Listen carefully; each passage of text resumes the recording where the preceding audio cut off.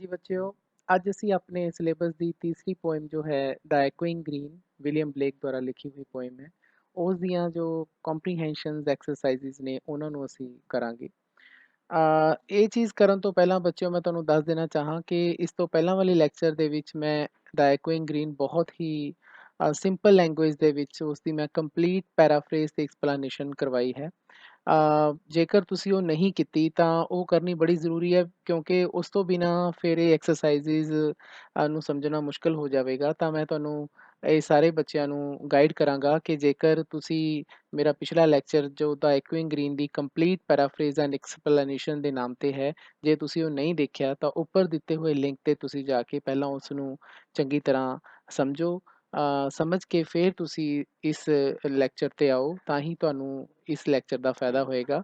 ਪਰ ਹਾਂ, ਜਿਹੜੇ ਬੱਚਿਆਂ ਨੇ ਉਹ ਮੇਰਾ ਲੈਕਚਰ ਅਟੈਂਡ ਕਰਿਆ ਹੈ, ਪੋਇਮ ਨੂੰ ਚੰਗੀ ਤਰ੍ਹਾਂ ਸਮਝਿਆ ਹੈ ਤੇ ਉਸਦਾ ਹੋਮਵਰਕ ਵੀ ਮੈਨੂੰ ਕਰਕੇ ਭੇਜਿਆ ਹੈ, ਤਾਂ ਉਹਨਾਂ ਲਈ ਕੋਈ ਦਿੱਕਤ ਨਹੀਂ, ਉਹ ਇਸ ਲੈਕਚਰ ਨੂੰ ਕੰਟੀਨਿਊ ਕਰ ਸਕਦੇ ਹਨ।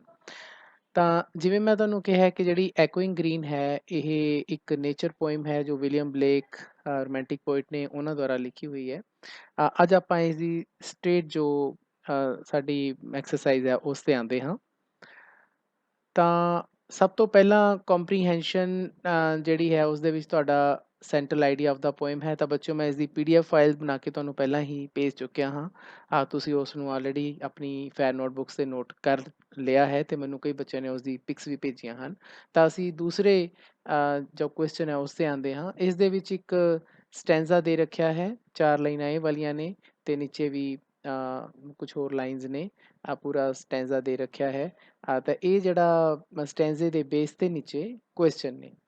ਤਾਂ ਮੈਂ ਬੇਟਾ ਇਹ ਸਾਰਾ ਸਟੈਂਜ਼ਾ ਤੁਹਾਨੂੰ ਆਪਣੇ ਪਿਛਲੇ ਲੈਕਚਰ ਦੇ ਵਿੱਚ ਬਹੁਤ ਹੀ ਚੰਗੀ ਤਰ੍ਹਾਂ ਸਮਝਾ ਚੁੱਕਿਆ ਹਾਂ। ਇੱਕ ਵਾਰੀ ਫੇਰ ਤੁਹਾਨੂੰ ਜੇਕਰ ਕਿਸੇ ਤਰ੍ਹਾਂ ਦੀ ਤੁਹਾਨੂੰ ਦਿੱਕਤ ਹੈ ਤਾਂ ਤੁਸੀਂ ਮੇਰੇ ਪਿਛਲੇ ਲੈਕਚਰ ਤੇ ਜਾ ਕੇ ਇਸ ਨੂੰ ਜਿਸ ਦਾ ਲਿੰਕ ਮੈਂ ਤੁਹਾਨੂੰ ਪਹਿਲਾਂ ਦਿਖਾਇਆ ਸੀ, ਜਾਂ ਇਸ ਵੀਡੀਓ ਦੇ ਐਂਡ ਤੇ ਵੀ ਮੈਂ ਤੁਹਾਨੂੰ ਲਿੰਕ ਮਤਲਬ ਤੁਹਾਨੂੰ ਮੈਂ ਪ੍ਰੋਵਾਈਡ ਕਰ ਦੇਵਾਂਗਾ। ਤਾਂ ਤੁਸੀਂ ਉਸ ਤੇ ਜਾ ਕੇ ਤੁਸੀਂ ਇਹ ਸਾਰਾ ਜਿਹੜੀ ਪੋਇਮ ਹੈ ਉਸ ਦੀ ਚੰਗੀ ਤਰ੍ਹਾਂ ਪਹਿਲਾਂ ਐਕਸਪਲੇਨੇਸ਼ਨ ਦੇਖ ਲੈਣੀ ਹੈ, ਤਾਂ ਕਿ ਤੁਹਾਨੂੰ ਐਕਸਰਸਾਈਜ਼ ਦੇ ਵਿੱਚ ਕੋਈ ਦਿੱਕਤ ਨਾ ਆਵੇ। ਤਾਂ ਆਪਾਂ ਸਟੇਟ ਇਹਦੇ ਕੁਐਸਚਨ ਤੇ ਆਨੇ ਹਾਂ ਕਿ ਸਭ ਤੋਂ ਪਹਿਲਾਂ ਇਹਨਾਂ ਨੇ ਪੁੱਛਿਆ ਹੈ ਨੇਮ ਦਾ ਪੋਇਟ।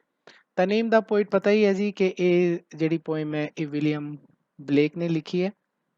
ਤਾਂ ਤੁਸੀਂ ਇਸ ਦਾ ਆਨਸਰ ਵਿਲੀਅਮ ਬਲੇਕ ਪਾ ਦੇਣਾ ਹੈ।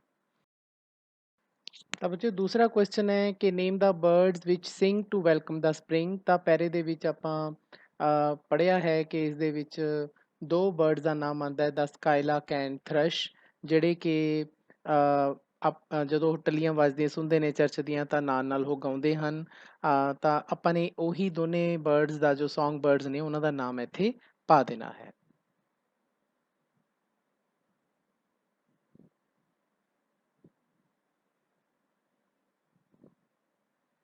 ਤਾਂ ਇਹਦਾ ਆਨਸਰ ਹੋ ਗਿਆ ਜੀ। ਸੀ ਕੁਐਸਚਨ ਹੈ ਕਿ what purpose does the ringing of the merry bell serve in the poem. ਤਾਂ ਸਾਨੂੰ ਪਤਾ ਹੈ ਕਿ ਪੋਇਮ ਦੇ ਸ਼ੁਰੂ ਦੇ ਵਿੱਚ ਜਦੋਂ ਸੂਰਜ ਚੜ੍ਹਦਾ ਹੈ ਸਵੇਰੇ ਸਵੇਰੇ ਤਾਂ ਆਸਮਾਨ ਖੁਸ਼ ਹੋ ਜਾਂਦਾ ਹੈ। ਚਰਚ ਦੀਆਂ ਜੋ ਬੈਲਸ ਨੇ ਉਹ ਲੋਕੀ ਵਜਾਉਂਦੇ ਨੇ, ਕਿਉਂਕਿ ਉਹ ਉਹਨਾਂ ਨੇ ਜੋ ਸਪਰਿੰਗ ਦਾ ਮੌਸਮ ਹੈ, ਬਸੰਤ ਦਾ ਰੁੱਤ ਜੋ ਆ ਰਹੀ ਹੈ, ਉਸ ਨੂੰ ਵੈਲਕਮ ਕਰਦੇ ਨੇ। ਤਾਂ ਇਹਦਾ ਸਿੰਪਲ ਜਿਹਾ ਆਨਸਰ ਆਪਾਂ ਲਿਖਦੇ ਹਾਂ ਕਿ they are welcoming the spring season।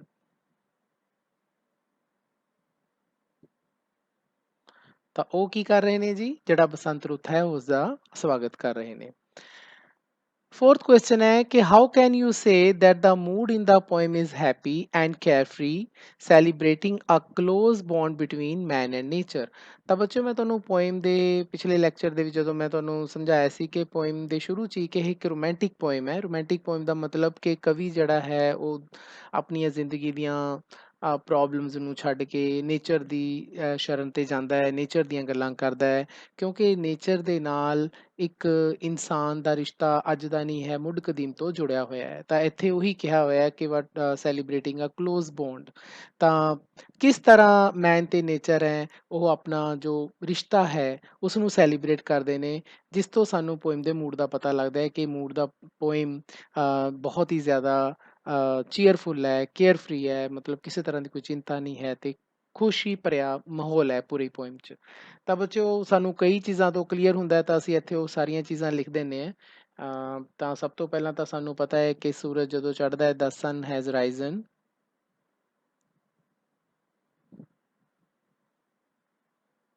ਫਿਰ ਉਸ ਤੋਂ ਬਾਅਦ the skies are bright।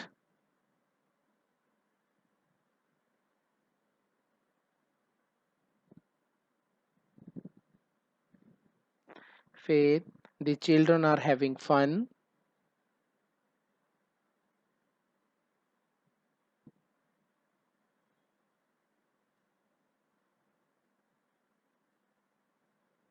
ਅਤੇ ਲਾਸਟ ਦੇ ਵਿੱਚ the birds are singing।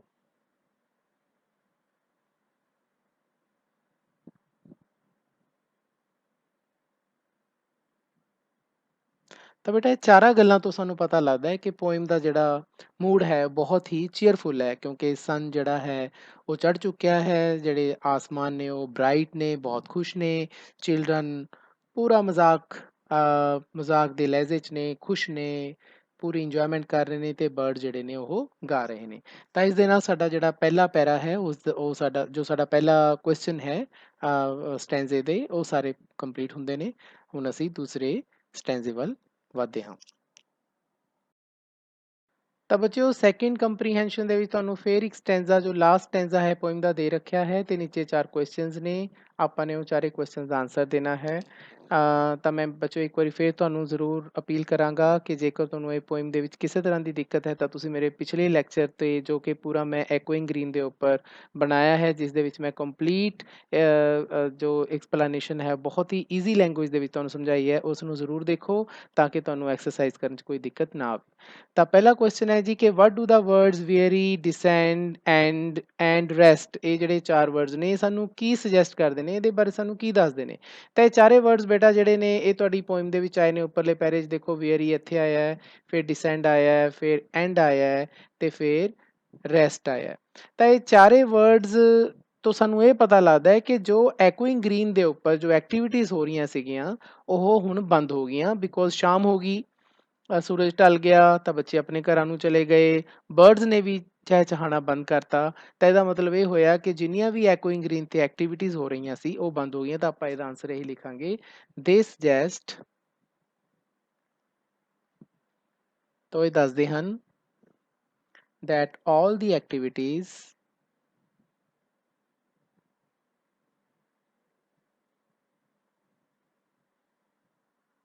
on the echoing green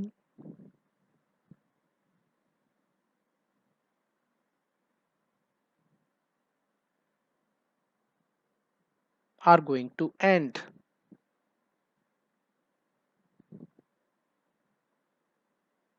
ਤੇ ਇਹਦਾ ਮਤਲਬ ਇਹ ਹੋਇਆ ਕਿ ਜਿੰਨੀਆਂ ਵੀ ਐਕਟੀਵਿਟੀਜ਼ ਨੇ ਜੋ ਐਕੋਇੰਗ ਗ੍ਰੀਨ ਤੇ ਚੱਲ ਰਹੀਆਂ ਸੀ, ਬੱਚੇ ਖੇਲ ਰਹੇ ਸੀ, ਪੰਛੀ ਚਹਿਚਹਾ ਰਹੇ ਸੀ ਆਲੇ ਦੁਆਲੇ, ਉਹ ਸਾਰੀਆਂ ਹੁਣ ਬੰਦ ਹੋ ਗਈਆਂ, ਆਰ ਗੋਇੰਗ ਟੂ ਐਂਡ। ਤੇ ਇਹ ਚਾਰੇ ਵਰਡ ਸਾਨੂੰ ਇਹ ਦੱਸ ਰਹੇ ਨੇ। ਦੂਸਰਾ ਕੁਐਸਚਨ ਹੈ ਕਿ name the things that take rest at the end of the day, ਜਦੋਂ ਦਿਨ ਖਤਮ ਹੋ ਗਿਆ ਤਾਂ ਕਿਹੜੀਆਂ ਚੀਜ਼ਾਂ ਨੇ ਰੈਸਟ ਕੀਤਾ। ਤਾਂ ਬੱਚੇ ਆਪਾਂ ਪਹਿਲਾਂ ਹੀ ਇਸ ਦੇ ਬਾਰੇ ਦੱਸ ਚੁੱਕੇ ਹਾਂ ਕਿ ਜਿਹੜੇ ਬੱਚੇ ਸੀ ਉਹ ਆਪਣੇ ਘਰਾਂ ਚਲੇ ਗਏ, ਬਰਡਸ ਆਪਣੇ ਆਲਣਿਆਂ ਚਲੇ ਗਏ, ਤੇ ਇਹ ਸਾਰੀਆਂ ਚੀਜ਼ਾਂ ਜਿਹੜੀਆਂ ਸੀਗੀਆਂ, ਈਵਨ ਕਿ ਜੇ ਚਰਚ ਦੇ ਵਿੱਚ ਜੋ ਇਨਸਾਨ ਸੀਗੇ ਜੋ ਕੋਈ ਪ੍ਰੇ ਕਰ ਰਹੇ ਸੀ, ਪ੍ਰੇ ਕਰਦੇ ਹੋਏ ਬੈਲਸ ਵਜਾ ਰਹੇ ਸੀ, ਤਾਂ ਉਹ ਵੀ ਆਪਣੇ ਘਰਾਂ ਨੂੰ ਚਲੇ ਗਏ। ਤਾਂ ਉਹ ਸਾਰੀਆਂ ਚੀਜ਼ਾਂ ਜਿਹੜੀਆਂ ਨੇ ਉਹਨਾਂ ਬਾਰੇ ਆਪਾਂ ਇੱਥੇ ਜ਼ਿਕਰ ਕਰਾਂਗੇ। ਤਾਂ ਆਪਾਂ ਇਹਦਾ ਆਨਸਰ ਲਿਖਦੇ ਹਾਂ ਕਿ children, birds, men and women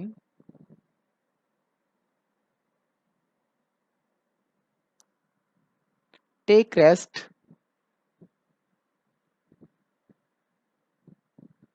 at the end of the day।